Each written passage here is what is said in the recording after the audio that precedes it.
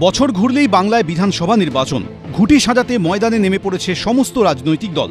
রাজ্য জুড়ে মেরুকরণের গোলক ধাঁধায় কার্যত মাটি পাচ্ছে না বামেরা। এরই মধ্যে এবার শ্রমজীবী মানুষকে পাখির চোখ করে রবিবার শ্রমিক, কৃষক, ক্ষেতমজুর এবং বস্তি ফেডারেশনের ডাকে বামেদের ব্রিগেড সমাবেশ। শনিবার তুঙ্গে শেষ মুহূর্তে প্রস্তুতি। সন্ধে ব্রিগেড প্রস্তুতি পরিদর্শনে যান সিপিএমের রাজ্য সম্পাদক মোহাম্মদ সেলিম। 2026-এর বিধানসভা নির্বাচনের প্রস্তুতি ব্রিগেড সমাবেশ থেকেই শুরু করতে চায় সিপিএম। মূল দাবি হচ্ছে মানুষের বেঁচে থাকার লড়াই এবং নিজে বাঁচো, অন্যকে বাঁচাও, কিন্তু তার সঙ্গে যৌথতা, একসঙ্গে মিলে বাঁচার চেষ্টা করতে হবে। ওরা ভাগ করছে, লুটেরারা হিন্দু, মুসলমান, বাঙালি, বিহারি এই নামে ভাগ করছে। সেখানে দাঁড়িয়ে জাত পাত, ধর্ম, বর্ণ নির্বিশেষে মানুষ যদি এককাট্টা হয়, লুটেরাদের রাজত্ব শেষ করে খেটে খাওয়া মানুষের রাজত্ব তৈরি হবে। এবার ব্রিগেডের মূল মঞ্চটির দৈর্ঘ্যে 48 ফুট, চওড়ায় 32 ফুট, ত্রিস্তরীয় মূল মঞ্চের উচ্চতা 10 ফুট। এখানেই বক্তব্য রাখবেন নেতা নেত্রীরা। ব্রিগেডের মাঠে ভিক্টোরিয়ার দিকে তৈরি করা হয়েছে মঞ্চ। মঞ্চের মুখ থাকছে দক্ষিণ দিকে। মূল মঞ্চের নিচে থাকছে সাংস্কৃতিক মঞ্চটি। মূল মঞ্চের সামনে থাকছে দ্বিস্তরীয় ব্যারিকেড। তারপরই সাধারণ কর্মী সমর্থকদের বসার জায়গা। প্রবল তাপদাহের কথা মাথায় রেখে মাঠ জুড়ে থাকছে পর্যাপ্ত জলের ব্যবস্থা। থাকছে দুটি মেডিকেল ক্যাম্প।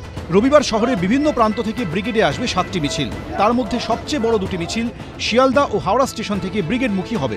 দুপুর 3টে শুরু করে 5:30টার মধ্যে সমাবেশের কাজ শেষ করার লক্ষ্যে বামেরা। মূলত প্রচণ্ড তাপদাহের কথা মাথায় রেখে বেলার দিকে করা হয়েছে সমাবেশের সিদ্ধান্ত। শনিবার সন্ধ্যে থেকেই জেলাগুলি থেকে আসতে শুরু করেন বাম কর্মী সমর্থকরা।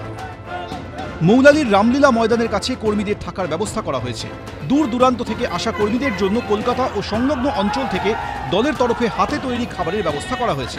এবারে ব্রিগেড সমাবেশে বক্তার তালিকায় নাম রয়েছে সিটুর সাধারণ সম্পাদক অনাদি সাহু, ক্ষেতমজুর ইউনিয়নের রাজ্য সম্পাদক নিরাপদ সর্দার, হুগলি জেলার ক্ষেতমজুর ইউনিয়নের নেত্রী বন্যা টুডু, কৃষক আন্দোলনের নেতা অমল হালদার। এছাড়াও অন্যান্য বারের মতো পরিচিত মুখের মধ্যে থাকছেন সিপিএমের রাজ্য সম্পাদক মোহাম্মদ সেলিম। মূলত রাজ্য ও কেন্দ্র সরকারের বিরুদ্ধে জনবিরোধী নীতি, মূল্যবৃদ্ধি, বেকারত্বের প্রতিবাদ সহ একাধিক ইস্যুতে এই সমাবেশ। সূত্রে খবর, ব্রিগেডের সমাবেশ থেকে বাদ যাবে না মুর্শিদাবাদের ঘটনা বা 26,000 চাকরি বাতিল ইস্যু। জানিয়ে কটাক্ষ ছুটতে ছাড়েনি বিজেপি, তৃণমূল। ব্রিগেডই করুন আর মঙ্গল গ্রহে সবাই করুন, পশ্চিমবঙ্গের মানুষ এবার নো ভোট টু বিজেপিতে অংশগ্রহণ করবে না।